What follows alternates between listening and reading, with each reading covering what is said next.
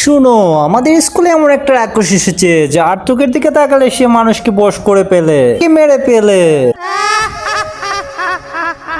আরে ও চলে এসেছে। আব্বে শয়তান, আরে প্লিজ কেউ ওর চোখের দিকে তাকিও না।